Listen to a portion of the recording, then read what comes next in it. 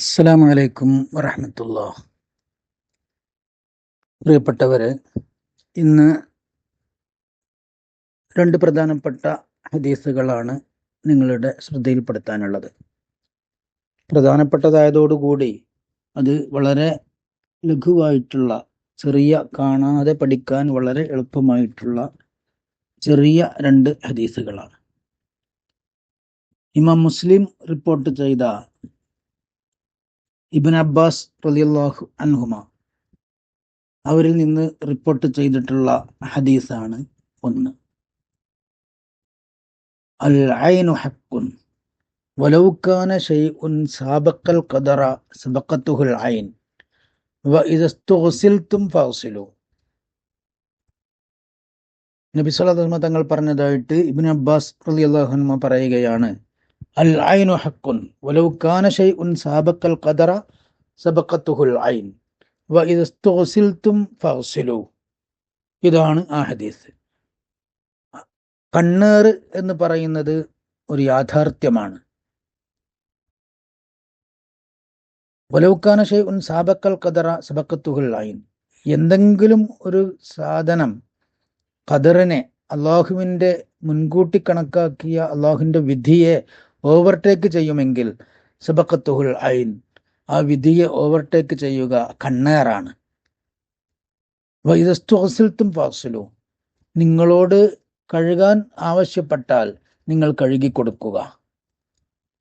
ഇതാണ് ഒരു ഹദീസ്. മറ്റൊരു ഹദീസ് ഇമാം ഇബ്നു മാജ റിപ്പോർട്ട് ചെയ്തിട്ടുള്ള ഒരു ഹദീസാണ്. ഇസ്തഈദു മിനൽ ഐനി ഫഇന്നൽ ഐന ഹഖ്ഖുൻ. ഈ ഹദീസൊക്കെ സഹീഹാണെന്ന് അൽബാനി വരെ അംഗീകരിച്ചിട്ടുള്ള സഹീഹായ ഹദീസുകളാണ്.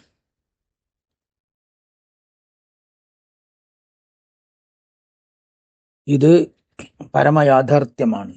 കണ്ണേർ എന്ന് പറയുന്നത് ഒരു യാഥാർത്ഥ്യമാണെന്നും എന്തെങ്കിലും ഒരു സാധനം അള്ളാഹുവിൻ്റെ വിധിയെ ഓവർടേക്ക് ചെയ്യുമെങ്കിൽ അത് കണ്ണാറാണ് ഓവർടേക്ക് ചെയ്യുക എന്നുമാണ് ബഹുമാനപ്പെട്ട റസൂലുള്ളാഹി സ്വല്ലല്ലാഹു അലൈഹി വസല്ലം തങ്ങൾ പറഞ്ഞിട്ടുള്ളത്. അതിലേക്ക് നമുക്ക് വരാം. എന്തായിരിക്കും ഈ കണ്ണേറിൻ്റെ ശാസ്ത്രീയമായിട്ടുള്ള കാരണം? അത് നാം മനസ്സിലാക്കിയിരിക്കേണ്ടതാണ്. ആധുനിക ശാസ്ത്രം നമ്മുടെ കണ്ണ് ഒരു വസ്തുവിനെ എങ്ങനെയാണ് തിരിച്ചറിയുന്നത്, നമുക്കെങ്ങനെയാണ് കാണാൻ കഴിയുന്നത് എന്നതിൻ്റെ ശാസ്ത്രീയ വിശകലനം ആധുനിക ശാസ്ത്രം കണ്ടെത്തിയിട്ടുണ്ടല്ലോ. പ്രകാശ കിരണങ്ങൾ റിഫ്ലക്റ്റ് ചെയ്യുമ്പോഴാണ് നമ്മുടെ ദൃഷ്ടിയിൽ വസ്തുക്കൾ പതിയുന്നത്. അപ്പോൾ പ്രകാശകിരണങ്ങൾ ഈ വസ്തുവുമായിട്ട്, നമ്മുടെ കണ്ണും ഈ വസ്തുവുമായിട്ട് ബന്ധപ്പെടുന്നു എന്നത് ഇന്ന് ശാസ്ത്രീയമായി തെളിയിക്കപ്പെട്ടിട്ടുള്ള ഒരു യാഥാർത്ഥ്യമാണ്. അപ്പോൾ പ്രകാശകിരണങ്ങളുടെ അവസ്ഥ ഒരു മനുഷ്യന് പ്രത്യേകമായി ആകർഷണീയമായിട്ട് എന്തെങ്കിലും കാണുക, അത്ഭുതകരമായിട്ട് എന്തെങ്കിലും കാണുക, ഇങ്ങനെയൊക്കെ മനുഷ്യൻ്റെ അത്ഭുതങ്ങൾ, ആശ്ചര്യങ്ങൾ പോലുള്ള ഈ മനുഷ്യവികാരങ്ങളിലൊക്കെ പ്രത്യേകമായിട്ടുള്ള ഹോർമോണുകൾ ശരീരം ഉൽപ്പാദിപ്പിക്കുന്നുണ്ട്. അങ്ങനെ പ്രത്യേകമായ ഹോർമോൺ ഉൽപ്പാദിപ്പിക്കുന്ന സമയത്ത് കണ്ണിൽ നിന്ന് നിർഗളിക്കുന്ന രശ്മി, അത് ചിലരുടെ ശരീരത്തിൽ നിന്ന് വരുന്ന രശ്മി, കണ്ണിൽ നിന്ന് വരുന്ന രശ്മി അപകടകാരി ആയേക്കാം എന്നതാണ് അനുഭവ യാഥാർത്ഥ്യം. ചില ആളുകൾ ഇത്തരം സ്വഭാവങ്ങളെ കൊണ്ട്, കണ്ണേറ് കൊണ്ടൊക്കെ കുപ്രസിദ്ധി നേടിയിട്ടുള്ള പലരും ഉണ്ടാവും. അവരെ നിയന്ത്രിക്കാനും ജമാഅത്തിന് വരുന്ന ജനങ്ങൾക്ക് ശല്യമാകുന്ന വിധത്തിൽ പുറത്തിറങ്ങുന്നതൊക്കെ നിയന്ത്രിക്കാൻ ഭരണാധികാരികൾക്ക് അവകാശമുണ്ട് എന്നൊക്കെ ഫിഖ്ഹിന്റെ കിതാബുകളിൽ ചർച്ച ചെയ്യുന്നത് നാം മനസ്സിലാക്കിയിട്ടുണ്ടാവും. അപ്പോൾ അതൊരു യാഥാർത്ഥ്യമാണ്. അതിൽ ശാസ്ത്രത്തിനെതിരായിട്ട് അത് അന്ധവിശ്വാസമാണ് എന്ന് പലരും അടുത്ത കാലം വരെ ധരിച്ചു വച്ചിരുന്നു. പക്ഷെ അത് അന്ധവിശ്വാസമല്ലെന്നും അത് പരമസത്യമാണെന്നും അള്ളാഹുവിൻ്റെ റസൂൽ നമ്മെ പഠിപ്പിക്കുകയാണ്. നിങ്ങളോട് വൈദസ്തോസിൽത്തും ഫഗ്സിലു എന്ന അവസാന ഭാഗം, നിങ്ങളോട് കഴുകാൻ ആവശ്യപ്പെട്ടാൽ നിങ്ങൾ കഴുകിക്കൊടുക്കുക എന്ന് പറയുന്നത് അതിൻ്റെ പരിഹാരക്രിയയാണ്. ഒരാൾക്ക് കണ്ണേറ് പറ്റിയാൽ ഈ കണ്ണ് ഉള്ള ആളെ, കണ്ണേറുള്ള ആളുടെ മുഖവും മുൻകൈയും കൈമുട്ടുകളും കാൽമുട്ടുകളും കാൽ വിരൽ തലപ്പുകളുമൊക്കെ അതുപോലെ അയാളുടെ വസ്ത്രത്തിൻ്റെ ഉടുമുണ്ടിൻ്റെ ശരീരത്തോട് ചേർന്ന ആ അടിഭാഗം, ഉൾഭാഗം, ആ ഉൾഭാഗമൊക്കെ അല്പം വെള്ളം നനച്ച് അത് കഴുകി ആ വെള്ളം ഇദ്ദേഹത്തെ അപ്പുറത്തേക്ക് തിരിച്ചു നിർത്തി അദ്ദേഹത്തിൻ്റെ തലയിലൂടെ ഒഴിക്കുകയും ബാക്കി കുറച്ച് പിന്നിലേക്ക് ഒഴിച്ചു കളയുകയും ചെയ്താൽ കണ്ണേർ പോകും എന്ന അനുഭവങ്ങൾ അക്കാലത്ത് പലരും പറഞ്ഞിരുന്നു.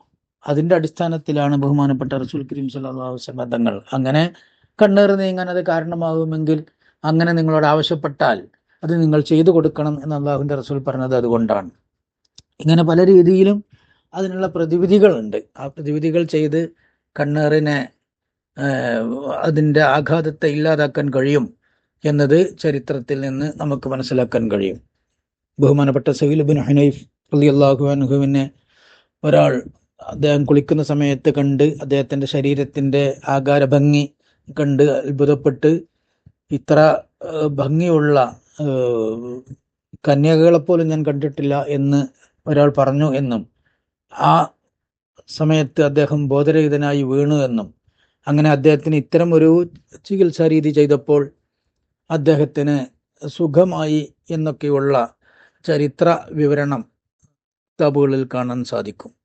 അപ്പോൾ പരിഹാരക്രിയ ചെയ്യണമെന്നതിലേക്കും ബഹുമാനപ്പെട്ട റസൂൽ കരീം സല്ലല്ലാഹു അലൈഹി വസല്ലം തങ്ങൾ നമ്മുടെ ശ്രദ്ധ തിരിക്കുകയാണ്. ഇവിടെ ഈ കണ്ണേറിന് ഐൻ എന്നാണ് അറബി ഭാഷയിൽ പറയുന്നത്. ഐൻ എന്ന് പറഞ്ഞാൽ കണ്ണ് എന്നർത്ഥമുണ്ട്, പക്ഷെ ഇവിടെ കണ്ണേറാണ് ഉദ്ദേശം. അതാണ് അൽ ഐനു ഹക്കുൻ. കണ്ണ് സത്യമാണ് എന്ന് പറയേണ്ടതില്ലല്ലോ, കണ്ണ് എല്ലാവർക്കും ഉള്ളത് തന്നെയാണല്ലോ. അപ്പോൾ ഇവിടെ അൽ ഐനു ഹക്കുൻ എന്നതുകൊണ്ട് കണ്ണാറാണ് ഉദ്ദേശം എന്നതിൽ സംശയമില്ല. പിന്നെ ഈ കണ്ണ് ഉള്ള ആൾക്ക് ആയിൻ എന്നാണ് പറയുക, കണ്ണേറുകാരൻ. അത് ബാധിച്ച ആൾക്ക് മഅയൂൻ എന്നും ആണ് പറയുക. ആയിന് മഅയൂൻ. ഐൻ എന്ന് പറഞ്ഞാൽ കണ്ണേറ്, ആയിൻ എന്ന് പറഞ്ഞാൽ കണ്ണേറ് ഉള്ള ആള്, മഅയൂൻ എന്ന് പറഞ്ഞാൽ കണ്ണേറ് ബാധിച്ച ആള്.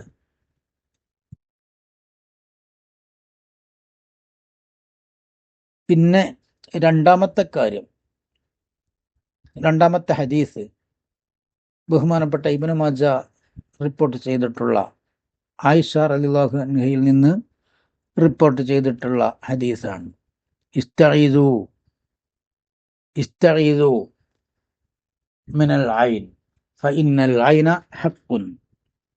നിങ്ങൾ ഐനിൽ നിന്ന്, നിങ്ങൾ കണ്ണേറിൽ നിന്ന് നിങ്ങൾ കാവൽ തേടുക. കാരണം കണ്ണേറ് എന്ന് പറയുന്നത് ഒരു പരമാർത്ഥമാണ്. അപ്പോൾ അതിൽ നിന്ന് കാവലിന് തേടലും ആവശ്യമാണ്. അല്ലാഹുവിൻ്റെ റസൂൽ സ്വല്ലല്ലാഹു അലൈഹി വസല്ലം തങ്ങൾ കണ്ണേറിൽ നിന്ന് കാവലിന് തേടിയതായി ഹദീസുകൾ വന്നിട്ടുണ്ട്. അപ്പോൾ കണ്ണേറ് ബാധിക്കുമെന്നും അത് ബാധിച്ചാൽ അതിന് പരിഹാരക്രിയ ചെയ്യേണ്ടതുണ്ടെന്നും അതിൽ നിന്ന് നാം കാവലിന് തേടേണ്ടതുണ്ട് എന്നുമൊക്കെ ഈ ഹദീസ് നമ്മെ പഠിപ്പിക്കുകയാണ്. ഇവിടെ ആദ്യത്തെ ഹദീസിൽ ഖദറിനെ ഓവർടേക്ക് ചെയ്യുന്ന എന്തെങ്കിലും ഉണ്ടെങ്കിൽ അത് ഓവർടേക്ക് ചെയ്യുക കണ്ണേറാണ് എന്ന് പറഞ്ഞതിനെക്കുറിച്ച് നമുക്ക് ചെറിയ സംശയമുണ്ടാകും. അങ്ങനെ ഒരു സാധനം എങ്ങനെ ഖദറിനെ, അള്ളാഹുവിൻ്റെ വിധിയെ ഓവർടേക്ക് ചെയ്യുമോ? അള്ളാഹുവിൻ്റെ വിധിയെ മറികടക്കാൻ ഒന്നിനും സാധിക്കില്ലല്ലോ, പിന്നെ എങ്ങനെയാണ് അള്ളാഹുവിൻ്റെ വിധിയെ മറികടക്കുമെങ്കിൽ എന്ന് പറയുന്നത് എന്ന്. അത് ഇതിൻ്റെ ഗൗരവത്തെ സൂചിപ്പിക്കാൻ വേണ്ടി പറഞ്ഞതാണ് എന്നാണ് മഹാന്മാരായ ഹദീസ് വ്യാഖ്യാതാക്കൾ അവിടെ വ്യാഖ്യാനിച്ചിട്ടുള്ളത്. ഒരു കാര്യവും അള്ളാഹുവിൻ്റെ വിധിയെ മറികടക്കുകയില്ല. അള്ളാഹു എന്താണോ അസലിൽ, അനാദിയിൽ അള്ളാഹു എന്താണോ തീരുമാനിച്ചത്, എന്താണോ വിധിച്ചത്, അത് മാത്രമേ നടക്കൂ എന്ന വിശ്വാസക്കാരാണല്ല നമ്മൾ. ഖദറിലുള്ള വിശ്വാസം ഈമാനിൻ്റെ ആറാമത്തെ കാര്യമാണ്. ആ ഖദറിലുള്ള വിശ്വാസത്തിന് എതിരല്ല ഈ പറയുന്നത്. എന്തെങ്കിലും ഒന്ന് ഖദറിനെ ഓവർടേക്ക് ചെയ്യുമെങ്കിൽ എന്ന് പറഞ്ഞാൽ ഒന്നും ചെയ്യുകയില്ല എന്ന് തന്നെയാണ് അതിൻ്റെ ധ്വനി. അങ്ങനെ ചെയ്യുമായിരുന്നെങ്കിൽ ചെയ്യേണ്ടിയിരുന്നത് കണ്ണാറാണ് എന്നാണ്. അത് അത്രമാത്രം ശക്തമായ ആഘാതമുള്ള, അത്രമാത്രം മനുഷ്യനെ ബാധിക്കുന്ന ഒന്നാണ് കണ്ണേറ് എന്നേ ആ പറഞ്ഞതിന് അർത്ഥമുള്ളൂ. അല്ലാതെ ഒരു വസ്തുവും അള്ളാഹുവിൻ്റെ വിധിയെ ഓവർടേക്ക് ചെയ്യുന്നതായിട്ട് ലോകത്ത് ഒന്നുമില്ല. അത് ദ്വാ ഒക്കെ കുറിച്ചും അങ്ങനെ ചില പരാമർശങ്ങളുണ്ട്. എന്തെങ്കിലും അള്ളാഹുവിൻ്റെ വിധിയെ തട്ടിക്കളയുമെങ്കിൽ അത് ദ്വാ മാത്രമാണ് എന്നൊക്കെ. അത് മനുഷ്യനെ കൊണ്ട് ദ്വാ ചെയ്യിപ്പിക്കാനുള്ള പ്രേരണയാണ്. അതുപോലെ ഇവിടെ കണ്ണീറിനെ കുറിച്ച് ഉത്ബുദ്ധരാവേണ്ടതിൻ്റെ പ്രാധാന്യത്തെ അറിയിക്കാൻ വേണ്ടിയാണ് അങ്ങനെ ബഹുമാനപ്പെട്ട റസൂലുള്ളാഹി സ്വല്ലല്ലാഹു അലൈഹി വസല്ലമ തങ്ങളൊരു പ്രയോഗം നടത്തിയിട്ടുള്ളത്. ഒരു വസ്തുവും അള്ളാഹുവിൻ്റെ ഖദറിനെ ഓവർടേക്ക് ചെയ്യുകയില്ലെന്നും ഒക്കെ നമ്മുടെ വിശ്വാസ കാര്യങ്ങളിൽ പെട്ടതാണ്. അള്ളാഹുവിൻ്റെ വിധി എന്ന് പറയുന്നത് ഒരിക്കലും ആർക്കും തള്ളി മാറ്റാൻ കഴിയാത്ത മുബറമായ ഖളാഅ്, സുവിദിതമായ തീരുമാനം, അതൊരിക്കലും മാറ്റം വരികയില്ല. പിന്നെ മുഅല്ലഖായ ചില കാര്യങ്ങളോട് ബന്ധിപ്പിക്കപ്പെട്ട ചില വിധികൾ ഉണ്ടാവും. ദുആ ചെയ്താൽ ആ ദുആയുടെ അടിസ്ഥാനത്തിൽ ഇങ്ങനെ തിരുത്തണം, അല്ലെങ്കിൽ ഇന്ന കാരണമുണ്ടായാൽ ആ കാരണത്തിൻ്റെ അടിസ്ഥാനത്തിൽ ഇന്നത് വരണം എന്നൊക്കെ ഉള്ള തീരുമാനങ്ങൾ, അതിന് മുഅല്ലഖായ ഖളാഅ് എന്നാണ് പറയാം. എന്തെങ്കിലും ഒന്നിനോട് ബന്ധിപ്പിക്കപ്പെട്ട വിധികൾ. അങ്ങനെ മറ്റൊന്നിനോട് ബന്ധിപ്പിക്കപ്പെട്ടാൽ ആ കാരണം നടക്കുമ്പോഴാണ് ആ കാര്യം സംഭവിക്കുക എന്നത് ഒരു അള്ളാഹുവിൻ്റെ വിധിയിൽപ്പെട്ടത് തന്നെയാണ്. അപ്പൊ ഇവിടെ ഈ പറഞ്ഞതിൽ നാം സംശയിക്കേണ്ടതില്ല. ഇത് വെറും അതിൻ്റെ ഗൗരവത്തെ നമ്മെ ബോധ്യപ്പെടുത്താൻ വേണ്ടി നബി സല്ലല്ലാഹു അലൈഹി വസല്ലം തങ്ങൾ നടത്തിയിട്ടുള്ള ഒരു പ്രയോഗമാണ് എന്ന് നാം മനസ്സിലാക്കണം. പിന്നെ ഇവിടെ ബിദ്അത്തുകാരുടെ നിലപാടാണ് നമുക്ക് മറ്റൊന്ന് ചർച്ച ചെയ്യാനുള്ളത്. അടുത്ത കാലം വരെയും ഇതെല്ലാം അന്ധവിശ്വാസമാണെന്നും അത് സുന്നികളുടെ ഖുറാഫാത്തിൽപ്പെട്ടതാണെന്നും അങ്ങനെ ഒന്നും ഇല്ല എന്നുമൊക്കെ പരസ്യമായി പ്രസംഗിച്ച് നടക്കുന്ന ബിദ്അത്തുകാരെ നമുക്ക് പരിചയമുണ്ട്. പക്ഷേ അവരിൽപ്പെട്ട പലരും ഇന്ന് യാഥാർത്ഥ്യം തിരിച്ചറിയുകയും ഇത് സത്യം തന്നെയാണ്, ഉള്ളത് തന്നെയാണ് എന്ന് അംഗീകരിക്കുകയും ചെയ്ത് ഒരു വിഭാഗം അവരുടെ നിലപാട് മാറ്റി സത്യത്തിലേക്ക് തിരിച്ചു വന്നിട്ടുണ്ട്. അത് സ്വാഗതാർഹമാണ്. എങ്കിൽ പോലും ഒരു വലിയ ശതമാനം വിദേഹത്തുകാർ ഇപ്പോഴും അത്തരം നിലപാടുകളിൽ ഉറച്ചു നിൽക്കുന്നവരുണ്ട്. അതൊക്കെ അന്ധവിശ്വാസമാണെന്നും അത് ശാസ്ത്രീയമല്ലെന്നും ഒക്കെ വാദിച്ചുകൊണ്ട്. വാസ്തവത്തിൽ അതിൻ്റെ ശാസ്ത്രീയ വശം നാം പറയുകയുണ്ടായി. മുമ്പ് ഒരിക്കലൊരു പത്രത്തിലൊരു വാർത്ത വന്നത് ഞാൻ ഓർക്കുന്നു. എക്സ്റേ കണ്ണുള്ള പെൺകുട്ടി എന്നായിരുന്നു ആ വാർത്തയുടെ ഹെഡിങ്. ഒരു പെൺകുട്ടിയെക്കുറിച്ചുള്ള ഒരു വാർത്ത. ആ കുട്ടിയുടെ കണ്ണിൻ്റെ പ്രത്യേകത, ആ കുട്ടി ഇങ്ങനെ നോക്കിയാൽ എക്സ്റേ രശ്മികളാണ് കണ്ണിൽ നിന്ന് വരുന്നത്. അപ്പോൾ ഒരാളെ നോക്കിയാൽ അദ്ദേഹത്തിൻ്റെ എല്ലുകൾ വരെ അവൾക്ക് കാണാൻ കഴിയുന്ന അവസ്ഥ. ഇങ്ങനെയൊക്കെ അള്ളാഹു പ്രകൃതിയിൽ ചില പ്രതിഭാസങ്ങൾ ഒരുക്കി വെക്കുന്നുണ്ട്. അങ്ങനെ ചില ആളുകൾക്ക് അള്ളാഹു നൽകിയിട്ടുള്ള പ്രത്യേകമായിട്ടുള്ള സവിശേഷതയാണ് ഈ കണ്ണേറ് പറ്റുക എന്നത്. അത്തരക്കാർ എനിക്ക് ആ കണ്ണേറുണ്ട് എന്ന് ഞാൻ മനസ്സിലാക്കിയാൽ ഞാൻ ആ കാര്യം തിരിച്ചറിയുകയും മറ്റുള്ളവർക്ക് ഉപദ്രവമാകാത്ത വിധം നമ്മുടെ കണ്ണിനെ നിയന്ത്രിക്കുകയുമാണ് അവൻ ചെയ്യേണ്ടത്.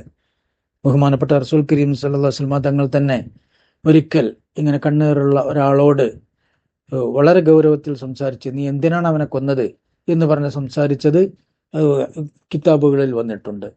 നിനക്ക് ഹല്ലാ ബറക്ത, നിനക്ക് ബറക്കത്ത് ചൊല്ലിക്കൂടായിരുന്നില്ലയോ എന്ന്, ബാറക്കല്ലാഹു ഫിക എന്നൊക്കെ അത്ഭുതപരമായിട്ടുള്ള എന്തെങ്കിലും കാര്യങ്ങൾ കണ്ടാൽ മാഷാ അല്ലാഹ് ലാ ഖുവത്ത ഇല്ലാ ബില്ലാ എന്ന്, അല്ലെങ്കിൽ അല്ലാഹുമ്മ ബാരിക് ലഹു എന്നൊക്കെ പറഞ്ഞുകൊണ്ട് അദ്ദേഹത്തിന് വേണ്ടി ദുആ ചെയ്യുകയും മാഷാ അല്ലാഹു ഖാൻ എന്ന് പറയുകയും ഒക്കെ ചെയ്താൽ ആ കണ്ണേറ് മറ്റുള്ളവരെ ഉപദ്രവകരമായ രീതിയിൽ ബാധിക്കുകയില്ല എന്നൊക്കെ മഹാന്മാർ രേഖപ്പെടുത്തിയിട്ടുണ്ട്. അള്ളാഹുവിൻ്റെ റസൂൽ അക്കാര്യം സൂചിപ്പിച്ചിട്ടുമുണ്ട് സല്ലല്ലാഹു അലൈഹി വസല്ലം. അപ്പോൾ ഈ കാര്യം വളരെ സത്യമാണെന്നും ഗൗരവത്തിലെടുക്കേണ്ടതാണെന്നും കാവലിന് തേടേണ്ടതാണെന്നും, അങ്ങനെ നമ്മുടെ കൂട്ടത്തിലോ നമ്മുടെ പരിചയത്തിലോ ആരെങ്കിലും ഉണ്ടെങ്കിൽ അവർക്ക് അത് മനുഷ്യർക്ക് ഉപദ്രവകാരിയാകാത്ത വിധത്തിൽ കൈകാര്യം ചെയ്യാൻ അവരെ ഉത്ബോധിപ്പിക്കേണ്ടതാണെന്നുമൊക്കെ ഈ സംഭവങ്ങളിൽ നിന്ന് നമുക്ക് മനസ്സിലാക്കാൻ സാധിക്കും. അള്ളാഹു സത്യത്തെ സത്യമായി മനസ്സിലാക്കുവാനും അസത്യത്തെ അസത്യമായി മനസ്സിലാക്കുവാനും സത്യത്തോട് പിൻപറ്റുവാനും അസത്യത്തെ ഒഴിവാക്കുവാനും ഒക്കെ അള്ളാഹു നമുക്ക് തൗഫീക്ക് നൽകട്ടെ.